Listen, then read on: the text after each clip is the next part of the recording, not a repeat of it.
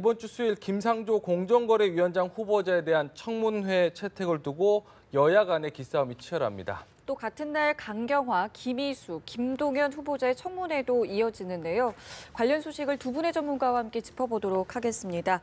양문석 공공미디어연구소 이사장, 허성우 국가디자인연구소 이사장 나와주셨습니다. 안녕하세요. 안녕하세요. 어서 오십시오. 네. 자, 일단은 오늘 오전에 정부 조직 개편안이 새롭게 나왔습니다. 좀 어떻게 좀 평가를 하셨나요? 가장 큰 특징은 큰 변화 없다.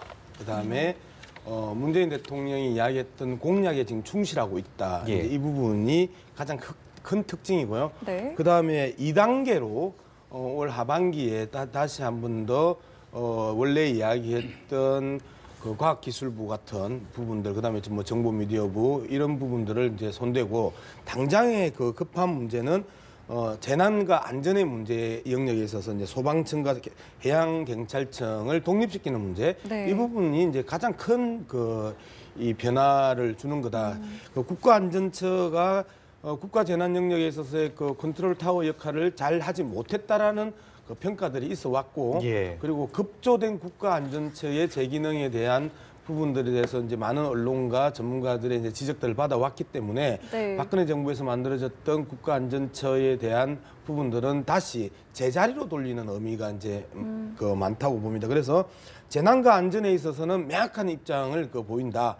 이 부분에 대해서는 전문청에서 해결할 수 있도록 하고, 그다음에 해양경찰청 부활 문제는 상당히 논란이 되었고, 사실상 세월호의 모든 책임을 정부 전체가 지는 게 아니라 해양경찰에게 떠넘기면서 해양경찰을 희생양 삼아서 이 문제를 처리했던 측면에 대해서 명확하게 정치적으로 바로 잡는 과정 아니냐, 이제 이 측면들을 또 볼 수 있겠고요. 저처럼 이 해안가에서 살고 있는 사람은 해양경찰청이 있는 것하고 그다음에 그 독립청이 아닌 것하고는 상당 부분 많은 차이가 있습니다. 특히 어민들 입장에서 본다라면 이 부분에 대해서 해양경찰청의 그 부활 문제는 상당히 절실한 문제였거든요. 그런 측면에 있어서 그 해안가의 이 국민들의 요구들이 당긴 것 아니냐, 오히려 저는 그렇게 바라보고 있습니다. 여름철 피서철 다가오는데 그때 해안 그 안전 요원들에 대한 문제도 그때 제기가 좀 됐었던 부분이 있었죠. 그렇게 단순하게 피서철에 아니 그런 점까지도 얘기가 됐었던 이 부분에 대해서는 해양경찰청 문제는요.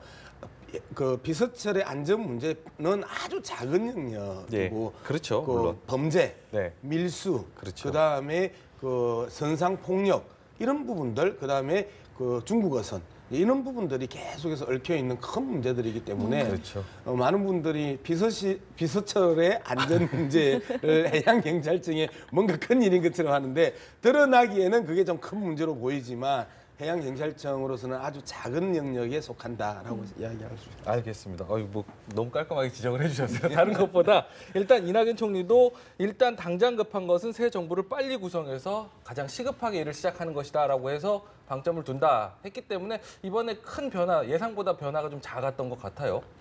기본적으로 이제 지금 말씀하신 대로 기본 정부 조직법 자체를 지금 이제 17개 부처에서 11개 부처가 지금 공석 상태로 좀 돼 있잖아요.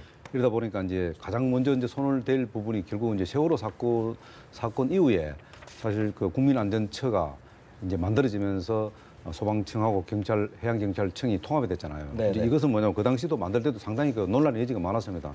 이게 왜냐하면은 전문성도 고려하지 않고 또 지휘체계에 문제가 있다. 이래서 그 당시에 이제 지금 그 소방청 같은 경우는 행자부 소속이었는데 이것을 청으로 성격시키면 뭐냐면 전문성을 일단은 강화하고 또 지체가 간소화됨으로 해서 어떤 위기 상황에서 초동 단계에서 바로 대응할 수 있는 이런 어떤 권한을 일단 부여하는 거죠. 그런 측면에서 볼 때는 뭐 상당히 저는 제 개인적으로는 이 부분은 잘된 부분이다. 어차피 지금 국민안전처가 그동안 여러 가지 지금 상황을 지켜볼 때 국민안전처가 움직이는 이런 뭐 AI 발생 문제나 이런 걸 볼 때는 위기 대응 능력이 굉장히 떨어진다는 거예요. 그건 뭐냐면 지휘 체계 자체가 굉장히 복잡하다는 거예요. 그렇다면 그 지휘 체계를 간소화할 수 있는 것은 결국은 권한을 위임한다는 거죠. 위임하게 되면 자체적으로 갖고 있는 전문성을 통해서 초동 대응을 할 수 있는데 그것이 지휘 체계가 복잡하다 보니까 이 대응하기가 상당히 복잡하다는 거예요. 그런 측면에서 볼 때는 이 소방청은 일단 독립시키면서 청으로 성격시키고 하는 부분들, 그리고 특히 이제 뭐 문재인 정부 이제 그 일자리 창출에서 특히 이제 소방 안전, 국민 안전 관련돼서는 더욱 강화해서 하겠다는 것이 이제 그런 측면이 강하거든요. 저도 국회에서 보면은 결국 이제 소방청 안전 문제가 굉장히 그 논란이 많았습니다. 네. 그래서 그게 이제 어떻게 보면은 그 각 부처의 이기주의에서 행자부는 행자부를 갖고 있고 싶은 거죠. 이것을 갖고 있어야지 자기도 권한이 커지니까. 그런데 행자부가 자꾸 이게 빠져나가면은 결국 권한이 축소되니까. 그래서 부처 이기주의가 상당히 그 논란이 많았는데 이번에 이런 부분들은 어차피 깔끔하게 독립시켜서 정리가 됨으로 해서 좋고, 또 하나는 해양경찰청 같은 경우는 그 정말로 그 전문성을 요하는 겁니다. 왜냐하면 일반 경찰하고 해양 경찰은 완전히 또 다르죠. 그렇죠. 그래서 그 업무 자체가 이게 이제 뭐 속히 말하면 그 우리하고 중국과의 관계, 이 어려운 문제 이런 것들까지도 전문성을 갖고 외교 문제도 비화될 수 있는 부분이 있기 때문에 초동 단계에서 어떻게 대처하냐에 따라서 외교 문제가 어떻게 비화되냐까지도 연장이 된단 말입니다. 네. 그렇기 때문에 그런 전문성들을 고려해서 독립적으로 청을 성격시켜서 자체적으로 운영하는 방안을 반영한다면은 앞으로 이제 뭐 여러 이제 무슨 큰 해양 뭐 조난사가 일어나더라도 빠르게 초기에서 뭐 진압이 되지 않겠나. 그리고 또 그것이 그만큼 권한이 되면은 그만큼 책임도 강하지. 더 열심히 하지 않겠나 그렇게 봅니다. 네. 자, 또 구체적인 내용을 좀 들여다보면요. 국가보훈처장은 장관급으로 지위가 격상이 됐고 대통령 경호실은 경호처로 변경이 된 부분이 있습니다. 이건 또 어떤 의미로 받아들여야 될까요? 제가 판단하기에 이제 국가보훈처장이 차관급이었지 않습니까? 그런데 이번에 이제 장관급으로 격상하겠다라는 기본적인 입장을 밝히는 부분에 대해서는 그동안에 문재인 대통령에 대한 그 선거 과정에 있어서의 평가가 안보 불안의 문제, 그다음에 이 군인 출신들이나 그다음에 국가 그 유공자들에 대한 홀대 문제, 이런 부분들을 보수 진영에서 계속해서 문제 제기를 해왔던 측면이 있었습니다. 그런 측면을 일거에 좀 불식시키는 또 하나의 상징적 조치 아니겠냐. 두 번째, 이제 보훈처가 갖고 있는 위상이 정말 이 우리나라 보수 진영에 있어서의 그 핵심들이 이제 보훈처 관리 대상들이 대부분 보면 그런 측면에서 공경에 대한 문제와 그다음에 예우에 대한 문제와 국가 유공자에 대한 정부의 확실한 그 보호와 보장과 배려, 이 부분들을 보여주는 측면이라면 이후에 이 국민 대통합의 영역에 있어서 보수와 또는 진보, 그다음에 세대 간에 있어서의 갈등, 이런 부분들에 대해서 전반적으로 아우를 수 있는 하나의 또 모멘텀이 되지 않을까, 저는 이제 그런 분석을 해봤습니다. 저는 개인적으로 저도 이제 군에 가서 다쳐갖고 국가유공자입니다. 저도 상해용사 5급인데요. 모르셨죠? 저도 여기 팔이 뭐 세로 다박으로 지금도 이 파편이 상당히 많습니다. 근데 사실 국가유공자가 되고 나서 사실 제가 군에 이제 제대할 적에 그 당시에 21,000원을 받았거든요. 제 기억에는요. 정말로 택도 안 되는 이런 대우를 받았다고요. 유공자로서 그렇죠. 대우가 그래서 이제 세월이 자꾸 지나면서 점점 이제 그게 이제 격상이 되는데 그래도 지금 국가유공자들의 생활이 굉장히 어렵습니다. 왜냐하면은 사실은 국가유공자라는 것은 그 신체적인 장애를 일으키다 보니까 뭔가를 하고 싶어도 굉장히 제한적인 게 많습니다. 물론 이제 국가에서 뭐 여러 가지 그 지원도 많이 합니다만은 그것은 지원은 어떻게 보면 굉장히 형식적인 게 많습니다.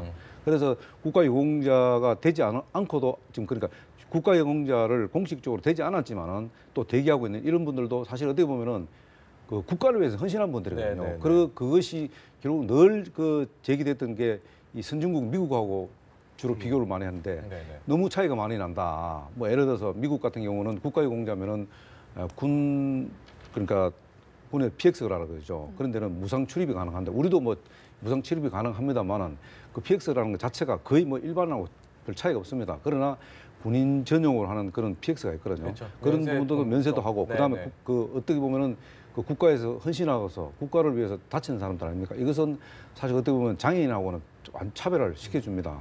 근데 지금 국가유공자 같은 경우는 거의 장애인, 우리 사회적인 장애인보다 더 취급을 못 받는 경우가 많거든요.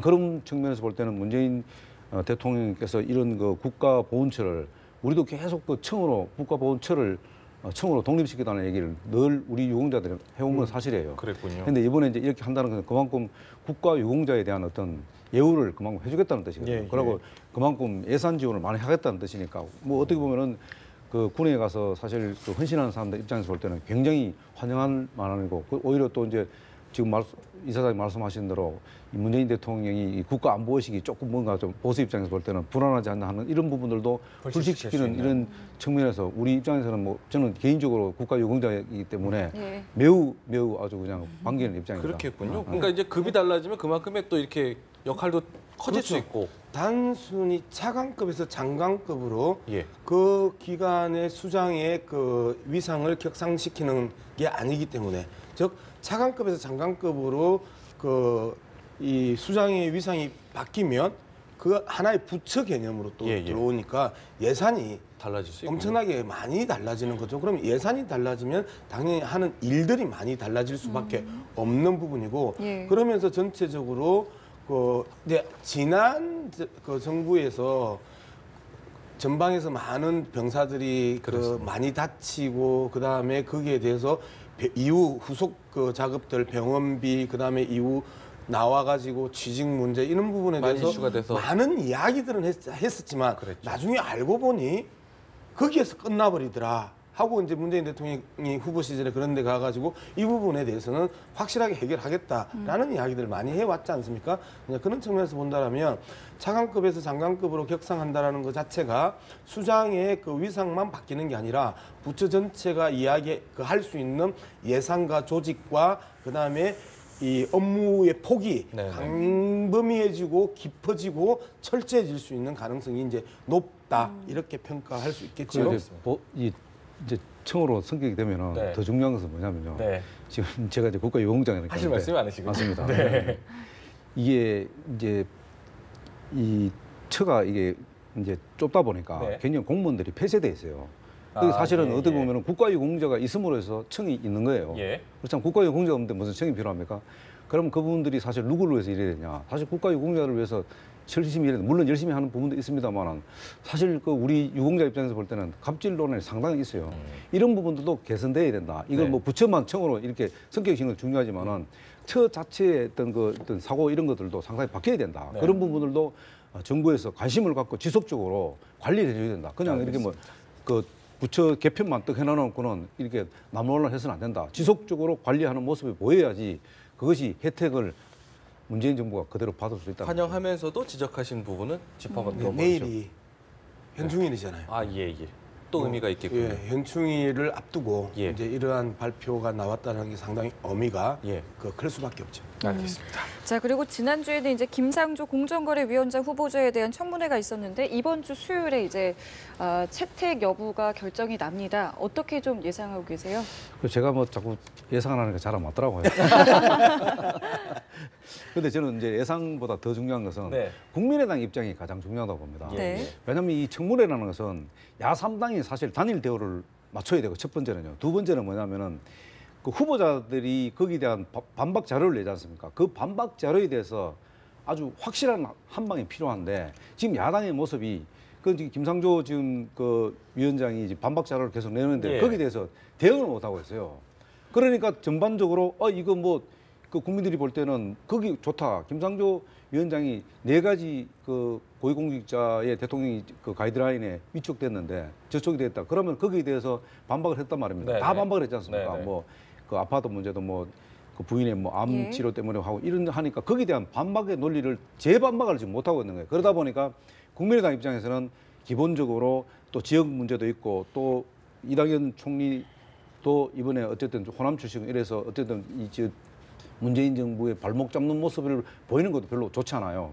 그러다 보니까 굉장히 입장이 난처한 거예요. 네네. 그러나 어쨌든 그 국민의당 입장이 어떻게 서느냐에 따라서 사실 그 7일 날 8일 날 어떤 청문회 채택이 되는데, 제가 볼 때는 청문회 그 보고서는 일단 기본적으로 채택될 가능성은 높다. 그런데 문제는 이제 강경화 지금 그 후보자요? 내정자 장관 후보자. 예, 예. 문제 네. 이 문제가 어떻게 이제 같이 맞물려서 돌아갈 거냐는 부분인데, 그 문제도 마찬가지입니다. 결국 네. 국민의당 입장이 어떻게 만들어지냐에 따라서 지금 그러니까 뭐 그 자유한국당하고 바른정당이 입장은 거기는 완고하니까 네, 네, 어쨌든 네. 국민의당이 어떻게 협조를 하느냐 네. 문재인 정부에다가 여기에 따라서 방향이 정해질 가능성이 높다 그렇게 봅니다. 어떻게 보세요? 제가 보기에도 뭐 비슷한 부분입니다. 국민의당은 딱 그 두 컨셉에서 지금 그 고통스러운 거잖아요. 네. 민주당 이중대가 될 것이냐. 그렇죠. 강한 야당의 모습을 보여줄 것이냐, 야당의 존재감과 민주당 이중대의 그 갈림길에 딱 서 있는 상황인데 실질적으로 국민의당의 그 호남 의원들 대부분들이 민주당 출신이고 그분들이 이제까지 의정 활동을 해오면서 우리 사회에서 가장 심각한 문제 중에 하나가 재벌 개혁이고 그다음에 재벌의 개혁이라는 게 재벌이 여러 가지 수를 써서 예. 공정위를 무력화시키고 그 특혜와 편법을 일삼았던 이 부분들을 자르는 거거든요. 그러면 재벌과 중소기업의 상생관계를 만들어내기 위해서는 재벌에게도 엄중한 잣대를 들이대고 법대로 잣대를 들이대야 되는데 그렇죠. 그 부분들이 안 됐던 부분 내에서 국민의당의 그 소속 의원들은 여전히 그 문제 제기를 해왔고 여전히 문제의식을 가지고 있습니다. 예. 즉 한국 사회에 있어서 그 기본적인 경제 질서들을 바로잡기 위해서는 공정거래위가 바로 서야 되고 공정거래위가 바로 서는 데 있어서 김상조 위원장 지명자가 잘해낼 것이라는 기대가 있단 말이에요. 즉 정책 영역으로 그 보면 통과를 시켜줘야 되고 네. 이 사생활 영역으로 보면 상당히 그 뻑적지근하고 이제 이런 상황에 이제 빠져 있는데 여기에서 사실상 그 국민의당이 안철수 의원이 빠지면서 네. 오나 역할을 해오고 있는 박지원 전 대표가 반드시 통과되면 좋겠다라는 구체적인 바람을 던져버렸단 말이에요. 예. 여기에 비대위원장인 박주선 의원 또한 여기에서 상당 부분 동조하는 듯한 네. 뉘앙스를 풍기고 있기 때문에 네. 국민의당이 여기에서 그 고민할 측면들은 정책적 측면을 더 강하게 볼 것이냐 안 그러면 사생활 문제를 더 강하게 볼 것이냐라는 하나의 그 관전 포인트가 있고요. 예. 두 번째는 호남 지역에서 지금 5%밖에 안 나오는 지지율이 협조하고 협치의 영역으로 빠졌을 때 지지율이 오를 것이냐 안 그러면 강하게 발목 잡으면서 야당의 존재감을 부각할 때 지지율이 오를 것이냐 이 두 측면을 놓고 또 고민에 빠졌을 겁니다. 그러게요. 예, 많은 이 다수의 국민들은 이 답을 가지고 있는데 현재 국회의원들 입장에서는 이 답을 놓고 고민을 하고 있는 이 양상인 거죠. 그래서 두 가지 좀 지적하고 싶은 게요. 네. 지난주까지만 하더라도 야당에서는 참 여당에서는 이 대통령 지지율이 88% 가니까 예. 그것은 결국은 뭐냐면은 이런 인사청문회를 그러니까 인사청문회 관련된 인사들을 다 통과시켜야 되지 않나 예. 지지율하고 자꾸 연관을 시키는데 오늘 사실 지지율이 리얼미터에 의하면은 지지율이 빠졌어요. 소폭 8%가 떨어졌습니다. 소폭이 8% 많이 떨어졌습니다. 아, 그렇군요. 8% 네네. 빠졌군요. 그렇다면은 그만큼 이 인사청문회에 대해서 사실은 부정적인 입장을 보인다는 뜻이에요. 그걸 반대로 이야기하면 그렇지 않습니까? 그런 측면에서 볼 때는 김상조 공정거래위원장은 누구든지 다 지적합니다. 그렇죠. 공정거래위원장 자체가 굉장히 도덕적 잣대가 엄격하게 들이대야 하는 그런 위치입니다. 예. 그리고 이분이 또 일간의 여러 가지 지금 그 언론들을 보면 경제개혁연대 소장을 하면서 삼성과 관련해서 상당히 나름대로 삼성 재벌 개혁을 한다는 측면도 있지만은 오히려 삼성이 앞으로 나아갈 어떤 여러 가지 일에 대해서 사실 논리적 그 성장 논리적 상당히 그 제공했다는 이야기도 많이 나오고 있어요. 그런 측면에서 볼 때는 물론 전문성도 뛰어나서 문재인 대통령이 지명했겠죠. 예. 그러나 이것이 어떻게 보면은 과연 이 양반이 전문성을 갖고 있지만은 정말로 재벌에 떳떳한가 하는 이 부분에서 결국은 그 전문성도 있지만은 도덕성하고 맞물려 됐다면 과연 재벌 개혁을 제대로 하겠나 하는 부분은 저도 굉장히 의구심을 가져요. 그런 네. 부분이 있기 때문에 그것이 바로 야당에서 지적하는 부분들이 있을 겁니다. 그렇기 네. 때문에 이것은 물론 청문회 이 부분은 청문회 꼭 보고서가 안 쓰다 하더라도 대통령이 네. 그대로 임명하면 그만이지만은 그러나 이것이 앞으로 야당과의 협치 문제 걸림돌이 될 가능성이 없죠. 왜냐하면은 이런 식으로 계속 여당에서 밀어붙이게 되면은 결국 이게 국민들 눈에는 오만으로 비칠 수가 있다. 그리고 오만으로 비치면은 결국은 이 지지율이라는 것은 하루아침에 떨어질 수가 있거든요. 예. 지지율이 떨어지면 회복하기 굉장히 어려운 겁니다. 예. 그렇기 때문에 이 88%라는 이런 높은 지지율에 도취돼서는 안 된다. 그렇다면 결국은 뭐냐. 일정 부분 야당의 목소리도 귀 기울일 필요가 있다. 저는 그래 봅니다. 네. 한 가지만 일단 지적할게요. 하나만 좀 정정을 하고요. 예. 8%포인트가 하락한 게 아니라 6%포인트 하락했다는 점을 다시 한번 정정을 그렇습니다. 예. 드리면서 네. 말씀드릴게요. 네. 계속해서 보수 정당들이 삼성에 대한 문제를 전격적이고 전면적으로 옹호를 했던 것이고 예. 그다음에 이 개혁 진보 정당들은 삼성을 집요하게 비판을 해왔던 그 과정이 지난 대통령 선거 직전까지의 그 정책적인 영역에 있어서의 입장이었단 말이에요. 그런데 과연 삼성을 국가의 적이나 공공의 적으로 놓고 네. 국정 운영을 할 수 있을까라고 문제 제기를 했었을 때 그건 아니잖아요. 반칙과 특권에 대한 부분에 대해서 현 정부가 문제를 삼는 거지 기업의 그 유지와 성장에 대한 부분에 대해서 그 문제 제기를 하는 건 아니단 말이에요. 그리고 삼성그룹이 갖고 있는 국가 경제에 있어서의 엄청난 영향력들 또한 여러 부분으로 고려를 해야 국가 운영을 할 수 있는 상황이라면 김상조 위원장 지명자가 삼성에게 컨설팅했던 것들은 대부분 반칙과 특권을 어떻게 줄일 것인가. 예. 그리고 삼성이 국민으로부터 존경받는 기업으로 어떻게 거듭날 것인가. 그리고 이러한 부분에 있어서 그 정책적인 영역, 그다음에 대관 관계, 대국회 관계, 언론의 관계, 삼성이 물고 있는 수많은 그 영역에 있어서 어떻게 정리할 것인가. 이러한 영역에 대한 컨설팅을 했다라는 이제 이야기들이 나오고 있는데 예, 예. 그런 측면에서 봤을 때 삼성에게 도움을 줬다. 그 도움이 삼성이 반칙과 특권을 강화하고 그다음에 훨씬 더 삼성의 그 독점적이고 이기적인 영역들을 부각시키기 위한 도움이냐. 안 그러면 그 특권과 반칙을 끊어내고 건강하고 투명한 기업으로 글로벌 기업으로 제대로 제2상을 찾아갈 수 있는 조언이냐. 네, 이런 측면들을 우리는 좀 따져봐야 된다. 외려 보수정당 특히 자유한국당 같은 경우에는 김상조 그 위원장 지명자가 그런 방식으로 조언을 해줬으면 박수 쳐줄 일이거든요. 즉 앞서 말씀드렸던 것처럼 그 공정거래위원장의 그 위상을 정책에 강하게 둘 것이냐, 예, 예. 안 그러면 사생활에 강하게 둘 것이냐를 놓고 봤었을 때 오히려 자유한국당 입장에서는 정책을 강하게 본다라면 김상조 위원장 지명자를 적극적으로 대변하고 밀어줘야 되는 그런 논리적 기결들이 나온다는 거예요. 제가 거기에 대해서 한 자유한국당이- 말씀만 더 예, 드리면요. 예. 그 말씀은 맞습니다. 네. 사실 뭐 재벌 개혁을 역대 정부가 안 부르짖은 정부가 있습니까? 다 재벌 개혁했습니다. 그러나 재벌 개혁을 한다고 해서 그것이 하루아침에 다 바뀐 건 아니거든요. 또 하나는 뭐냐면은 지금 이제 재벌 개혁을 한다고 해서 정부가 과다하게 재벌 개혁을 한다고 정부가 가이드라인을 정하고 이렇게 해갖고는 재벌 개혁이 쉽게 이루어지겠습니까? 그렇지 않습니까? 네.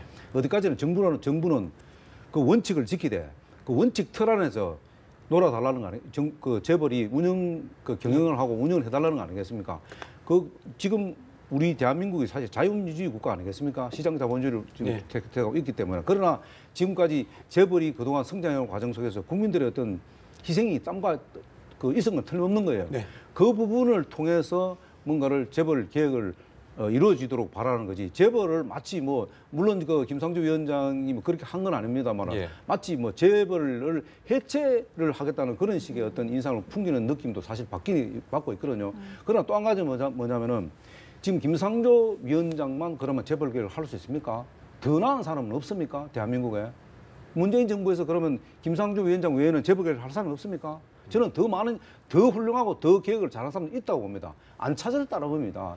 그래서 그것을 갖고 계속 밀어붙인다면은 야당의 목소리를 안 듣겠다는 거죠. 그거는 협치가 아니죠. 그래서 제가 말씀드리는 것은 누구든지 김상조 위원장보다 더 훌륭한 사람이 더 많다고 저는 봅니다.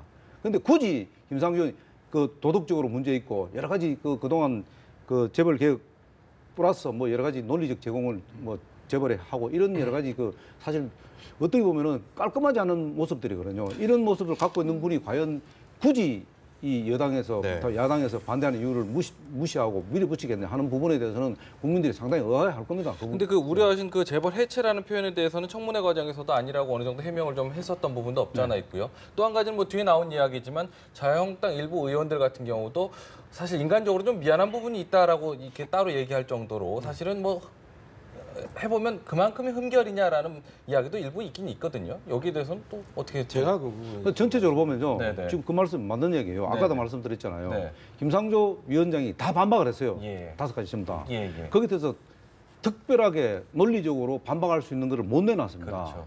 그런데 문제는 뭐냐면 그게 과연 국민 눈높이에 맞느냐? 맞느냐 하는 부분이에요. 제가 그 말씀을 지적하는 거예요. 이제 야당이 무능해서 그 반박 자료에 대한 재반박을 못했느냐, 그리고 설득력 있는 논리를 그 제공해서 국민들에게 안 된다라는 것들을 명확하게 정리를 해주지 못했느냐. 네. 안 그러면 그 의혹 자체가 상당 부분 부풀려진 부분이고 그 부풀려진 부분들의 거품을 빼는 반박 자료였기 때문에 그 반박을 하지 못했느냐. 이 부분에 대해서는 좀 구분해서 고민을 해볼 필요가 있습니다. 그죠? 그리고 많은 언론들도 그 뭐 각종 사설을 통해서 이야기를 했지만 핀시블로 결정적인 한 방이 없었다라는 부분들은 결정적인 흠결이 없었다라고 볼 것이냐, 안 그러면 야당이 무능해서 결정적인 한 방을 때리지 못했다라고 볼 것이냐, 이 두 측면이 있습니다.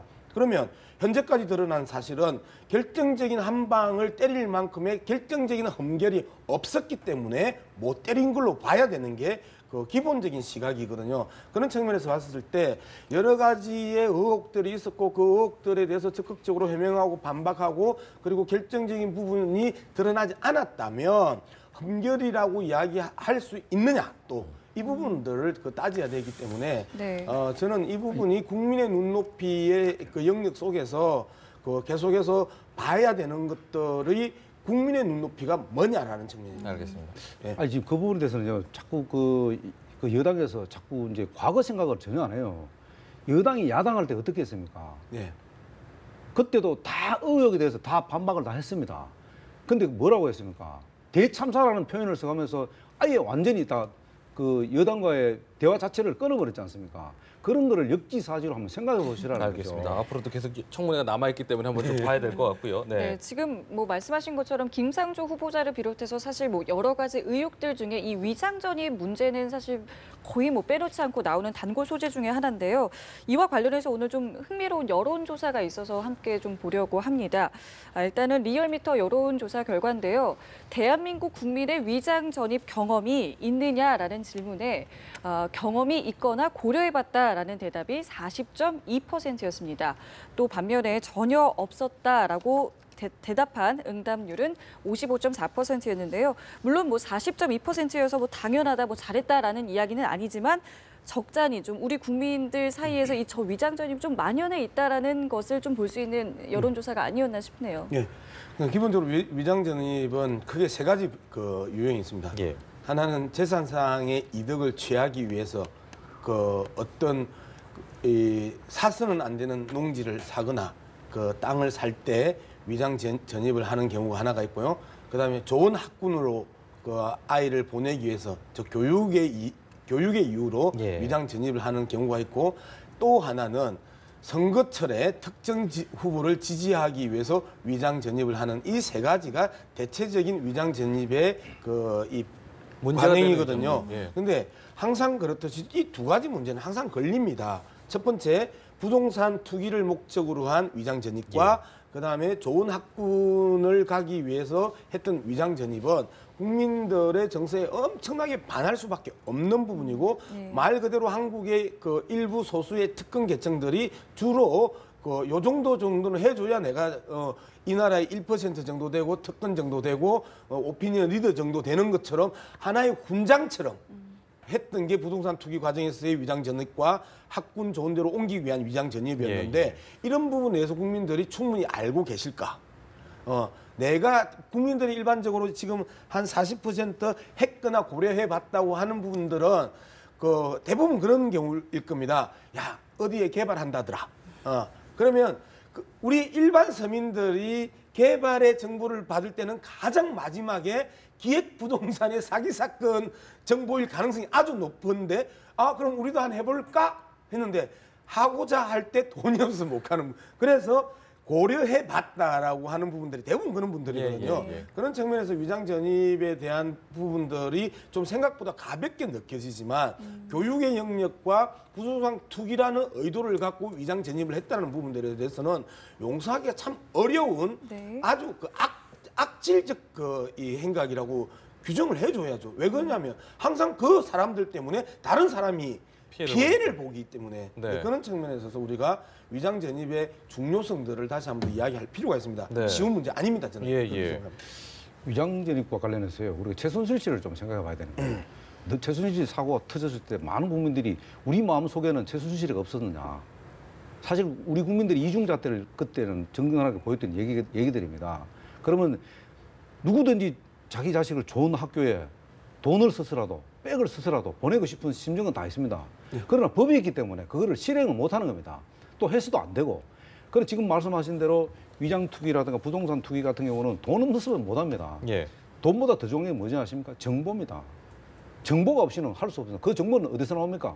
고위공직자에서 나오는 겁니다. 그렇지 않습니까? 자기 자리. 제일 잘 아니까. 네.